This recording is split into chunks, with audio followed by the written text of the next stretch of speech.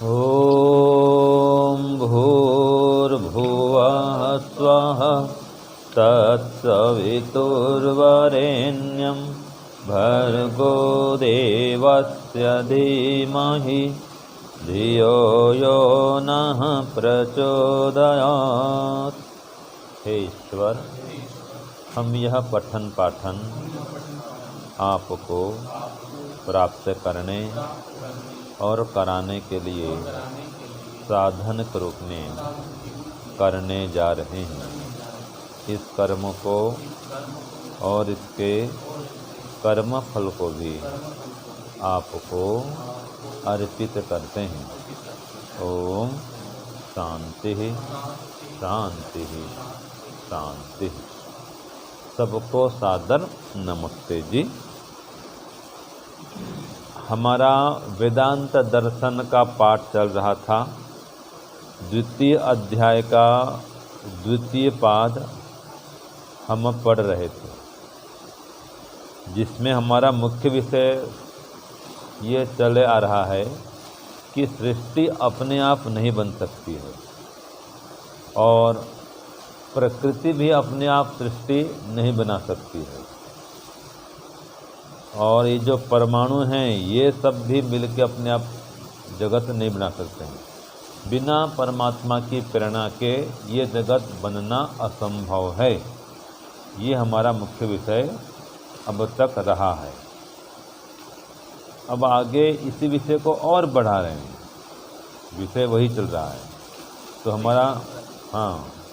हमारा सूत्र 12 तक हुआ था, ठीक है। अब चलेगा सूत्र 13। सूत्र 13 में क्या कहा? समवाय अभ्युपगमाच्च साम्यात् अनवस्थिते है। तो इसका प्रश्न लिखिए पहले।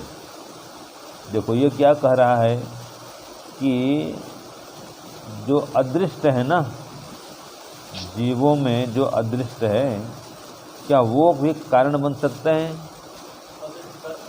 हाँ, संचित कर्म मतलब।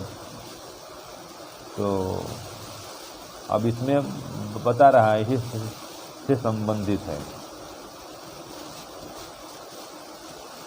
पहले इसका प्रश्न लिखिए।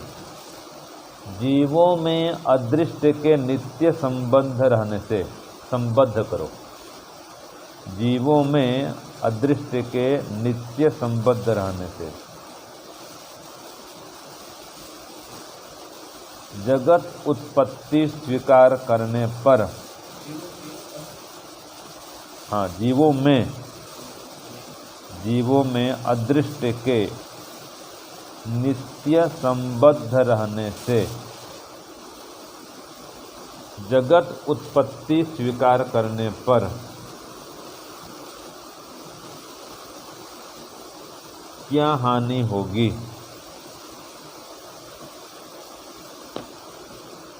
क्या हानि होगी?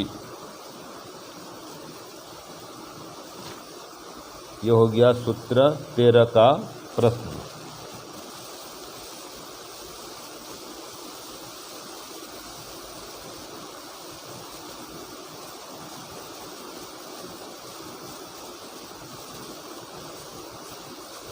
लिखिए, उत्तर लिखिए।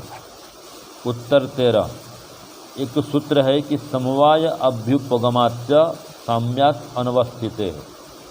हिंदी में इसका अर्थ लिखिए। जीवों में अदृष्ट के नित्य संबद्ध रहने से, वो दोहराइए जो लिखे जाए प्रश्न ना, दोहराइए उसको। हाँ, जीवों में अदृष्ट के नित्य संबद्ध रहने से जगत की उत्पत्ति स्वीकार करने पर, जगत की उत्पत्ति स्वीकार करने पर जीवों में अदृष्ट का संबंध, यह अब उत्तर आ रहा है। जीवों में अदृष्ट का संबंध है। हाँ, फिर बोलता हूँ, जीवों में अदृष्ट के नित्य संबद्ध रहने से, संबद्ध माने जुड़े रहने से, जगत उत्पत्ति स्वीकार करने पर या स्वीकारने पर जगत की उत्पत्ति स्वीकार करने पर जीवों में अदृष्ट का संबंध, जीवों में अदृष्ट का संबंध सदा रहने से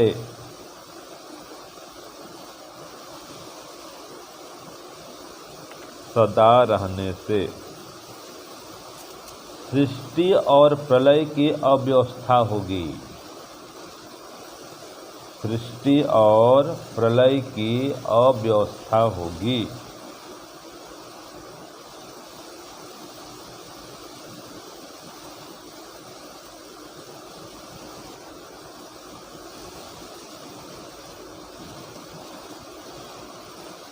इसलिए स्वयं परमाणु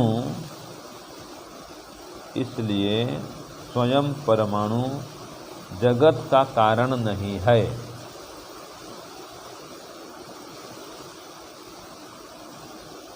इसलिए हाँ, स्वयं परमाणु जगत का कारण नहीं है, या स्वतंत्र कारण नहीं भी कहते हैं। स्वयं माने आ गया, स्वयं कारण नहीं है तो आ गया उत्तर। स्वयं वो जो परमाणु है जगत का कारण नहीं है, एक ही बात है। हाँ, तो ये देखो इस प्रकार से गड़बड़ होता है कि जीवों में अदृष्ट का संबंध नित्य है। अदृष्ट माने संचित कर्म, वो तो रहेंगे उसके साथ, हमेशा रहेंगे। जो कर्म कर दिए, हाँ, जो कर्म कर दिए, अब जब तक उसका फल भोग नहीं हुआ है तब तक रहेंगे। यहाँ तक कि मोक्ष में चले जाते हैं तो भी संचित कर्म बना रहता है। इसीलिए कहा कि नित्य संबंध है। तो फिर जीवों में अदृष्ट संबंध नित्य हो गया, तो इससे सृष्टि और प्रलय की व्यवस्था होगी। इसलिए स्वयं परमाणु जगत का कारण नहीं है। तो देखो जो अदृष्ट है उसका संबंध नित्य रहेगा भाई। और अगर इसलिए जगत उत्पत्ति मानेंगे तो ये गड़बड़ होगा। हाँ, प्रलय नहीं होगा फिर। हाँ, नित्य हो जाएगा। तो क्योंकि ये नित्य हो जाएंगे तो फिर ये सृष्टि और प्रलय अभी जो क्रम से चल रहा है ये दोनों नहीं हो पाएगा, ये व्यवस्था बिगड़ जाएगी। तो स्वयं परमाणु जगत कारण नहीं होते, स्वयं कारण होंगे तो संभाल नहीं पाएंगे, ये अव्यवस्था को दूर नहीं कर पाएंगे। अब परमात्मा इसमें कारण है इसलिए संभाल लेता है। ठीक है जी, इसमें परमाणु को परमात्मा नियंत्रित करता है, जब चाहे उससे संसार बनाता है और जब चाहे संसार को तोड़ देता है। तो इसमें बीच में परमात्मा है इसलिए ठीक ठाक चल रहा है। अगर परमात्मा नहीं होता तो ठीक ठाक काम नहीं चलता, ये सृष्टि की व्यवस्था बिगड़ जाती।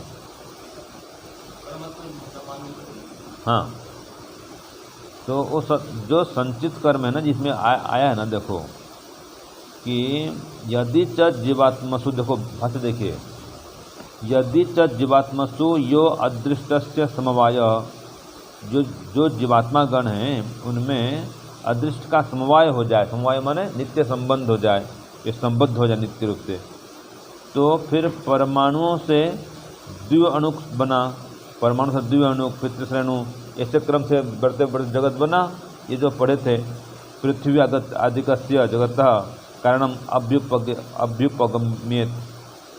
तो ऐसा अगर हम मानते हैं कि इस प्रकार से संसार निर्माण हुआ, ऐसा मानते हैं तो ठीक है, माने जो अदृष्ट है वो जुड़ने से ये कम हो रहा है, संचित कर्म को होने से ये द्विअणु त्रिअणु बने, फिर पृथ्वी बना, फिर बड़े बड़े पिंड बने और संसार बना।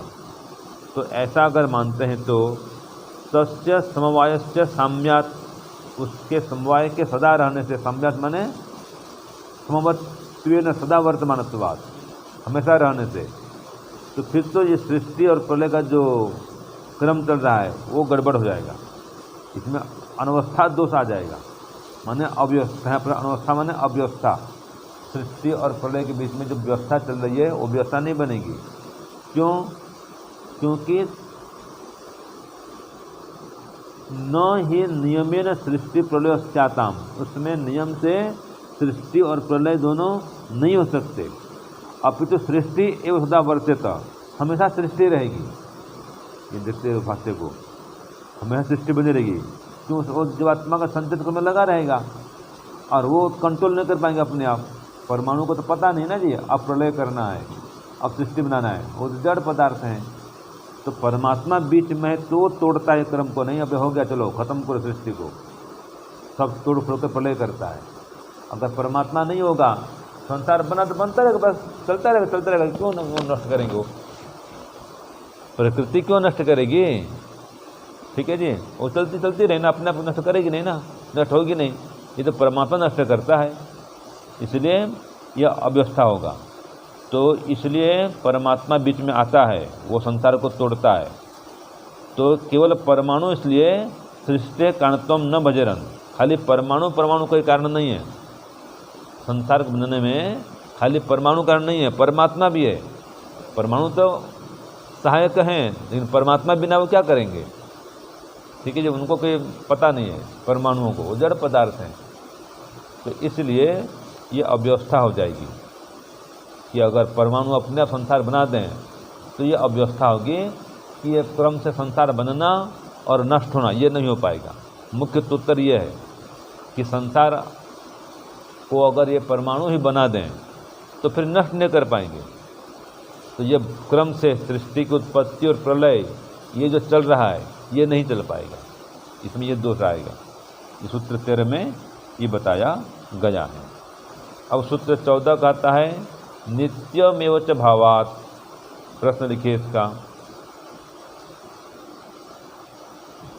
वही बात जो अभी उसी बात को दोहरा रहा है, उसी विषय को आगे और बढ़ाया जा रहा है।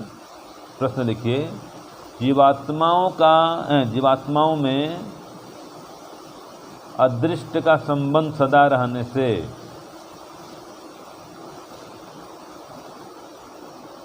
अभी जो बातें पढ़े वही कुछ दोहरा रहा है। ये जीवात्माओं में लिखो, प्रश्न लिखो, जीवात्माओं में अदृष्ट का संबंध सदा रहने से सृष्टि की व्यवस्था कैसे चलेगी, या सृष्टि की व्यवस्था कैसे होगी? सृष्टि की व्यवस्था कैसी होगी या कैसे चलेगी, यह प्रश्न हुआ। तो उत्तर देगा भी नित्यमेव च भावात्।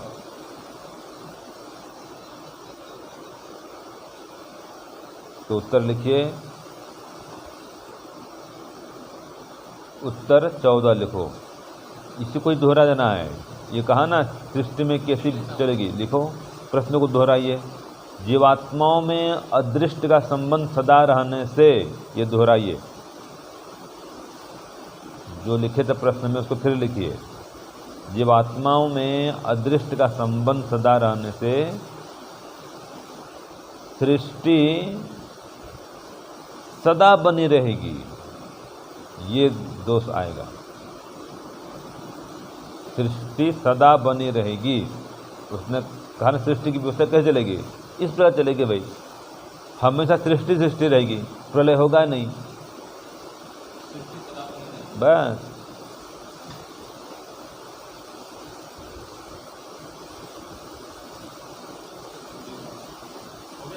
हाँ, इतना ही है। तो ये इतना उत्तर है, कोई ज़्यादा उत्तर नहीं इसमें, छोटा ही है। अब देखो सूत्र 15, रूपादि मत्वाच विपर्ययो दर्शनात्। अब इसका लिखिए प्रश्न, सूत्र 15 का प्रश्न लिखिए। परमाणु स्वयं जगत रचना नहीं कर सकते, इसी बात को फिर दोहरा रहा है। परमाणु स्वयं जगत रचना नहीं कर सकते, इसमें कोई नया हेतु देकर सिद्ध करो, इसमें कोई नया हेतु देकर सिद्ध करो, या कोई नया हेतु देकर सिद्ध करो तो भी चलेगा। परमाणु स्वयं जगत रचना नहीं कर सकते, कोई नया हेतु देकर सिद्ध करो, ये भी चलेगा। तो विषय वही चल रहा है। देखो कि परमाणु भी अपने आप जगत रचना स्वयं नहीं कर सकते भाई, तो हेतु लाओ कह रहा है, तो हेतु ला रहे हैं, बताएंगे। रूपादि मत्वात् से विपर्ययो तदर्शनात्, ये उत्तर दिया गया संस्कृत में। अब इसका हिंदी लिखिए, सूत्र में क्या कहा गया, उत्तर लिखिए, सूत्रार्थ लिखिए, हिंदी में लिखिए। देखिए उत्तर 15, परमाणुओं के रूपादि गुणों वाला होने से, परमाणुओं के रूप आदि गुणों वाला होने से वे स्वयं जगत रचना नहीं कर सकते, वे स्वयं जगत रचना नहीं कर सकते। संसार में इसका विपर्यय देखा जाने से, विपर्यय माने विपरीत स्थिति,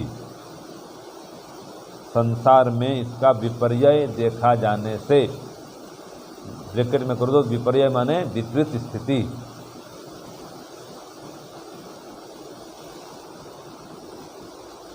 हो गया? तो देखो इसका भाष्य भी बढ़िया है, देख लो समझ में आ जाएगा, ये स्पष्ट हो जाएगा क्या कह रहा है ये, क्योंकि इसका विपर्यय क्या है, जब तक भाष्य नहीं पढ़ेंगे स्पष्ट नहीं हो रहा है। तो विपर्यय देखा जाने से क्या विपर्यय भाष्य में बोला गया है, देखो भाष्य, रूपादि मत्वात् चकारात् रूपादि रहितत्वात् गृह्यते। यहाँ पर जो कहा ना सूत्र में रूपादि मत्वात्, फिर च कह दिया, तो च से रूप आदि रहित्वात् भी ग्रहण करेंगे, मैंने रूप वाला होने से अथवा रूप वाला नहीं होने से, ठीक है, च समझ दिया रहा है, ये विपर्यय, ये विपरीत कम ये है, दोनों स्थिति में रूप वाला होना और रूप वाला नहीं होना, इसको बोलते हैं विपरीत स्थिति। एक ही विषय में दो विपरीत बातें, ये कहलाता है विपर्यय। विपर्यय माने उल्टा, यहाँ पर क्या लेंगे, विपर्यय माने उल्टा, विपरीत, ठीक है, ये स्थिति है। तो इदम खलु जगत रूपादिमत, एक हम देखते हैं कि जगत रूप वाला है, ये रूपादिमत, और कारणं च स्य परमाणु स्वीक्रियन्ते, और ये जगत का कारण हम स्वीकार करते हैं कि परमाणु है, ठीक है, जगत रूप वाला है और जगत का कारण क्या है, परमाणु है। तो क्या अर्थ निकला कि परमाणु भी रूप वाले होने चाहिए, ठीक है ना भाई, तब तो जगत रूप वाला बनेगा। तो ये ते कथम भूत हंति रूपादिमंत अथवा रूप रहित, तो या तो रूप वाले होना चाहिए। तो ये कह रहा है, पूर्व पक्षी पूछ रहा है, ये बताओ जगत तो रूप वाला है तो परमाणु भी रूप वाला होना चाहिए, तो ये बताओ ये जगत का जो कारण है परमाणु, ये रूप वाला है या रूप रहितावा, ये रूप रहित है। दोनों बातें स्थिति बदल रही, देखो ये विपर्य हो रहा है। तो अब कह रहा है यदि ही रूपादिमंता स्वीक्रियरन, यदि इनको रूप वाला मानेंगे, ये परमाणु जो हैं यदि रूप वाले हैं ऐसा मानेंगे तो तदा तेषाम विपर्ययो, अब हो जा रहा है, नित्यत्व विपर्ययो अनित्यत्वम पसज्येत, तो उसका विपरीत भी देखने में आता है। इसका विपरीत क्या है, नित्यत्व। तो नित्यत्व और अनित्यत्व दोनों बातें देखने में आएंगी। कैसे, अभी बता रहा है इसको कि यत् यत् खलु रूपादिमत तद तद अनित्यम, कि जो रूप वाला होता है वो तो अनित्य होता है भाई, ठीक है। तो और अथ चेत रूप रहिता, और अगर परमाणु रूप रहित हैं तो रूप रहित है तो जगत रूप वाला कैसे बनेगा। देखो परमाणु अगर रूप वाला हो गया तो जो रूप वाला होता है वो अनित्य होता है, तो परमाणु क्या हो जाएगा, फिर अनित्य हो जाएगा। ये पूर्व पक्ष कह रहा है, प्रश्न पूछ रहा है अभी। और आगे अगर ये हाँ रूप वाला है तो वो अनित्य हो जाएगा, और रूप वाला नहीं है अगर, तो जगत कैसे बनेगा उससे भाई। जगत तो रूप वाला है, जगत कैसा है, रूप वाला है, तो इसके कार्य में रूप है, मतलब कारण में रूप होना चाहिए, सीधी बात है। और वो कहता है कि अगर रूप हो जाए तो अनित्य हो जाएगा, तो दोनों बातें टकरा गई ना, ठीक है। ये विपरीत स्थिति देखी जाती है संसार में, ठीक है। तो इसलिए कह रहा है आगे देखो कि अथ चेत रूपादि रहिता, यदि ये रूप रहित हैं, परमाणु रूप रहित हैं, तो कुतः तरी जगत रूपादि मत, तो जगत रूप वाला कैसा हुआ, क्योंकि न ही असत्ता सदुत्पत्ति, असत से सत की उत्पत्ति नहीं होती है, मतलब रूप आदि है परमाणु में रूप आदि हैं, ठीक है जी, ये तो नियम ये है। लेकिन अब सिद्धांत क्या निकलता है कि वो व्यक्त रूप में नहीं है, वो अव्यक्त रूप में है। अभी जो भी देख रहे हैं ना व्यक्त रूप, ये मूल प्रकृति में है भाई, लेकिन वो व्यक्त रूप में नहीं है। ये मुख्य बात ये है, क्योंकि कथम असत्य सत जायत, असत्य सत्य की उत्पत्ति कैसे होगी? नहीं तो अगर प्रकृति में कोई रूप है ही नहीं तो ये रूप कैसे बनेगा? आएगा ही नहीं, तो असत्य सत्य आएगा नहीं। तो न ही अभावात भावास्य उत्पत्ति दृश्यते, अभाव से भाव की उत्पत्ति नहीं दिखी जाती है। इसलिए कहा भावात्मकात एवं भावास्य उत्पत्ति दृश्यते, भावात्मक पदार्थ से ही भाव की उत्पत्ति देखी जाती है। तो अतोपि विपर्य अपरित, ये विपर्य स्थिति भी आएगी अगर स्वतंत्र परमाणुवाद मानेंगे तो, ठीक है। अगर परमात्मा को नहीं मानेंगे, अपने आप मानेंगे, तो ये अपने आप कैसे होगा? ठीक है, परमाणु में रूप हम देखते नहीं हैं और जगत में रूप देख रहे हैं, तो कौन रूप ला रहा है? परमात्मा ला रहा है, क्योंकि उसमें कारण रूप में परमात्मा रूप उसमें है। परमात्मा जानता है ये कि इसमें रूप है, वो नित्य रूप है, उसी तरह प्रकट करता है। तो ये परमात्मा को नहीं मानने पर ये दोष आएगा। स्वतंत्र परमाणु कारणवादे दोषोस्ति, वो इसलिए दोष है कि अगर परमात्मा को नहीं मानेंगे तो ये परमाणु कैसे करके रूप प्रकट करेंगे? रूप प्रकट कैसे बनेंगे? उन पर रूप तो छुपा हुआ है, अदृश्य है। और रूप नहीं मानेंगे जगत बनेगा नहीं। हाँ, रूप नहीं मानेंगे तो जगत में रूप आएगा नहीं। और जो रूप वाला होता है वो अनित्य होता है, भी हम जानते हैं। जैसे शरीर का रूप है तो अनित्य, ये जो देख रहे हैं ये संसार में रूप वाला पदार्थ वो अनित्य हो रहा है वो, ठीक है जी। फिर भी उसको परमात्मा ने कैसा बना के रखा है? रूप है भी और व्यक्त भी नहीं है, और वो नित्य भी है। माने रूप भी है और नित्य भी है, लेकिन वो व्यक्त रूप वाला नहीं है। तो बिना परमात्मा की व्यवस्था कोई नहीं कर सकता है। तो अगर परमात्मा को नहीं मानेंगे तो इस प्रकार से ये विपरीत स्थिति संसार में देखी जाती है। रूप वाला पदार्थ अनित्य होता है और बिना रूप के कोई रूप वाला पदार्थ बनेगा नहीं। और फिर ही परमात्मा ने बना दिया। क्यों बना दिया? कि वो अधीन है प्रकृति परमात्मा के, तो परमात्मा है इसलिए बना दिया। अगर परमात्मा नहीं होता तो ये बनता नहीं, तो दो विपरीत स्थिति आ रही है। तो बिना परमात्मा के ये कहना स्वतंत्र परमाणुवाद मानेंगे तो ये दोष आएगा। इसलिए परमात्मा की आवश्यकता है। तो ये 15 का भाष्य भी आपको बता दिया। अब सूत्र 16 देखिए, उभयता च दोषात्। अब ये दोनों प्रकार दोष मानता है। लिखिए प्रश्न पहले, प्रश्न 16 लिखिए, सूत्र 16 का प्रश्न लिखिए। परमाणुओं में रूपत्व और रूप रहितत्व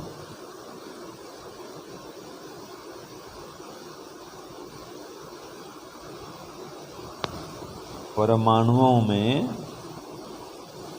रूपत्व और रूप रहितत्व मानने पर क्या दोष आएगा? ये प्रश्न हुआ। उभयता का ना, उभयता दोषात्, दोनों में क्या दोष है? तो परमाणु में रूप मानेंगे भी और रूप नहीं मानेंगे, दोनों मान ले तो क्या दोष आएगा? दोनों ही स्थिति अगर स्वीकार कर लें कि रूप है भी और रूप नहीं भी है तो क्या दोष आएगा? तो उत्तर लिखिए, सूत्र 16, उभयता च दोषात्। हिंदी में लिखिए, परमाणुओं में रूपत्व और रूप रहितत्व मानने पर, परमाणुओं में रूपत्व और रूप रहितत्व मानने पर उनमें संगति नहीं होने का दोष आएगा। ठीक है जी।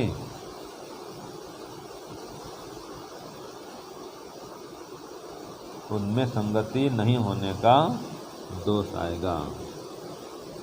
संगति नहीं बैठ पाएगी, दोनों कैसे होगा भाई? संगति नहीं बैठेगी, ये संभव नहीं हो पाएगा। आगे लिखो, अर्थात जड़ परमाणु स्वयं गति कैसे करेंगे? प्रश्नवाचक लगा दो। जड़ परमाणु स्वयं गति कैसे करेंगे? प्रश्नवाचक। इसलिए परमाणु स्वयं जगत रचना नहीं कर सकते।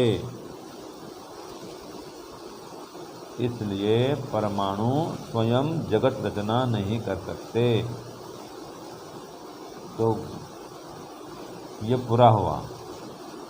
तो घुमा फिरा के वही विषय फिरा गया ना कि परमाणु अपने आप जगत रचना नहीं कर सकते। यही बात यहाँ पर अभी भी चल रही है। तो इसका भाष्य भी छोटा सा देखो कि उभय धर्मत्वं च परमाणुषु दोषात् हेतु न सम्यक। अगर ये दोनों धर्म मान लेंगे परमाणुओं में तो दोष आने से ये ठीक नहीं है। दोषात् माने दोष आने से न सम्यक, ये ठीक नहीं है। तो भाई दोनों धर्म में कैसे आएगा भाई? रूप हो भी और रूप नहीं भी हो तो दोष तो आएगा, सीधी बात है। तो तेषाम जड़त्वात् कुतः संकोचस्यात्, और उनके जड़ होने से ये संगति लगेगी नहीं। उस जड़ पदार्थ अपने आप कैसे ऐसे करेंगे कि उनमें रूप है भी और रूप नहीं भी है, दोनों कैसे होगा भाई ये? तो यतः ते रूपादि मंत्रोपि व्यज्यरन, जबकि वे रूप आदि के समान प्रकट होते हैं, रूप आदि वाला होकर प्रकट होते हैं। हम संसार में देख रहे हैं रूप तो हो रहा है भाई, रूप दिख रहा है, तो ये अपने आप वो नहीं कर सकते हैं। मूल प्रकृति में रूप दिख नहीं रही है, परमाणु में रूप दिख नहीं रहा है, जबकि संसार में रूप दिख रहा है। तो ये दोनों विपरीत बातें हैं कि नहीं है? तो ये बिना परमात्मा के संभव कैसे होगा? परमात्मा इसलिए है कि जो परमाणु में रूप नहीं दिख रहा है फिर भी वो अव्यक्त रूप को व्यक्त कर दे रहा है। रूप तो है इसमें लेकिन अव्यक्त है। ये व्यवस्था कौन बना के रखा है? हाँ, कि अव्यक्त परमाणु से, अव्यक्त रूप वाले परमाणु से और रूप वाले जगत को बना देता है। इसलिए परमात्मा की अपेक्षा है। तस्मात्, देखो इसमें कहा जाए तस्मात् जगत रचना ये स्वतंत्र परमाणु कारणवादो न युक्त। इसलिए जगत रचना में स्वतंत्र रूप से, हाँ जी, इसलिए हाँ जगत रचना में स्वतंत्र रूप से परमाणु कारणवाद अच्छा नहीं है। इसलिए परमात्मा को मानना पड़ेगा, निमित्त कारण परमात्मा, वही यह अव्यक्त परमाणु रूप से व्यक्त जगत को बना देता है। तो सूत्र 16 का भाष्य हो गया, 15 का भाष्य हो गया, ठीक है। हाँ जी, हाँ 14 का भाष्य भी छोटा सा ही है, नित्यमेव च भावात्, ठीक है। इसका क्या पढ़े थे हम? जीवात्माओं में अदृष्ट का संबंध सदा रहने से सृष्टि सदा बनी रहेगी। तो देखो भाष्य भी छोटा सा ही है कि जीवात्मसु ही अदृष्ट समवायस्य नित्यमेव वर्तमानत्वात् सृष्टि नित्य भविष्यति। कि जीवात्माओं में अदृष्ट का संबंध सदा रहने से, नित्यम एवं वर्तमान, नित्य वर्तमान होने से सृष्टि नित्य भविष्यति, सृष्टि नित्य हो जाएगी। अगर ऐसा मानेंगे तो जीवात्माओं में अदृष्ट का संबंध मानेंगे, वो तो है ही, अदृष्ट तो रहेगा, तो सदा रहने से सृष्टि भी सदा रहेगी। अथवा भावात् स्वभावात् खलु जीवात्मानां दृष्ट समवायो अस्ति तस्मात् सृष्टि नित्य अवस्था। वही बात फिर कह दिया, इसी बात को दोहरा रहा है कि वो स्वभाव है, जीवात्माओं के साथ में अदृष्ट तो लगे रहते हैं भाई, अदृष्ट माने संचित कर्म तो सदा रहेंगे और रहते ही रहते हैं। तो इसलिए सदा रहने से सृष्टि नित्य बनी रहेगी, ये गड़बड़ हो जाएगा। अगर परमात्मा को नहीं मानोगे ना तो सृष्टि का प्रलय होगा ही नहीं, इसलिए परमात्मा मानना पड़ेगा, इसमें बीच में लाना ही पड़ेगा।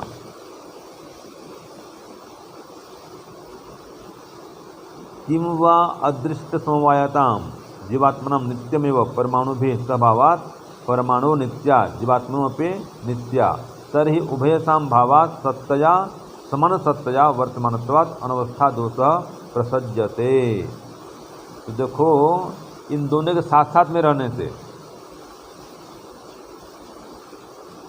जीवात्माओं को भी नित्य होने से और उनका संचित कण भी सदा साथ में रहने से, ये बात हमेशा याद रखना कि जीवात्मा है तो उसका संचित कर्म भी साथ में रहेगा। इसलिए कहा रहा है जीवात्माओं के अंदर अदृष्ट रूप में ये संचित कर्म सदा रहेंगे और इनके सदा रहने से सृष्टि भी सदा रहेगी। ये तो एक और स्वभाव बता दिया था आपको, 3 इसके बता रहा है जी। फिर यद्वा में अलग भाष्य और कह रहा है नित्यम एवं भावात का 3 व्याख्या है, इसकी 3 व्याख्या है। एक तो 2 लाइन में ख़त्म हो गया है ना, अब यद्वा फिर कह रहा है, तो अब इसी बात को दोहरा रहा है, भिन्न शब्दों में कह रहा है। अथवा में भावात नित्यम एवं ऐसा कह रहा है कि भाव मन स्वभाव से जीवात्माओं का अदृष्ट समवाय होने से सृष्टि नित्य ही रहेगी। इसी बात को इस प्रकार से कह दिया, ठीक है, सृष्टि सदा रहेगी, ये खोल दिया। किम हुआ, और फिर कह रहा है अथवा अदृष्ट समवायताम जीवात्मानाम नित्यम परमाणु भी स्वभावात, ये अदृष्ट समवाय वाले जीवात्माओं का परमाणुओं का मान जीवात्माओं का और परमाणुओं का नित्य संभावना से, नित्य संबंधन से सृष्टि फिर सदा स्थिर रहेगी। फिर वही कर रहा है क्योंकि परमाणु भी नित्य हैं और जीवात्मा भी नित्य हैं। देखो जी, परमाणुओं नित्या और जीवात्मनो भी नित्या, तो परमाणु भी नित्य हैं और जीवात्मा भी नित्य हैं। तो नित्या ही उभयसाम भावात, इन दोनों की सत्ता के नित्य होने से ये जगत भी नित्य बनी रहेगी। ये अनवस्था दोष आएगा, फिर वही बात आ जाएगी, प्रलय फिर नहीं होगा। ये इसलिए परमात्मा को मानना ही पड़ता है जो ये ताल में बिठाता है, ठीक है। क्या तालमेल करता है कि संचित कर्म पड़े रहते हैं, देखो प्रलय भी हो जाता है और संचित कर्म उसके पड़े रहते हैं। परमात्मा भी जानता है कि ये कर्म पड़े हैं और जीवात्मा के अंदर वो संचित कर्म रहते हैं। तो अगर परमात्मा नहीं तो कौन भी ऐसा करे भाई। यहाँ तक कि चले जाएंगे मोक्ष में तो भी कुछ संचित कर्म पड़े रहते हैं, मोक्ष से आएंगे तो उसका फल भोगेंगे। इसलिए अपने आप सृष्टि रचना नहीं हो सकती है, परमात्मा को नहीं मानेंगे तो सृष्टि रचना नहीं होगी और प्रलय भी नहीं होगा। फिर ये जो व्यवस्था बनी हुई ना, सृष्टि की उत्पत्ति और सृष्टि प्रलय, ये तभी व्यवस्था चल रही है जब परमात्मा है। तो इतनी गूढ़ बातें बता दी। अब ये नहीं पढ़ते हैं लोग तो नहीं समझते हैं, पढ़ने पर भी नहीं समझेंगे, ऐसी बातें हैं। तो आज तो भाष्य भी हो गया और सूत्र का अर्थ भी हो गया, सब हो गया, ठीक है। चलो, ओम शांति शांति शांति, सर्वेभ्यो नमः। सबको सादर।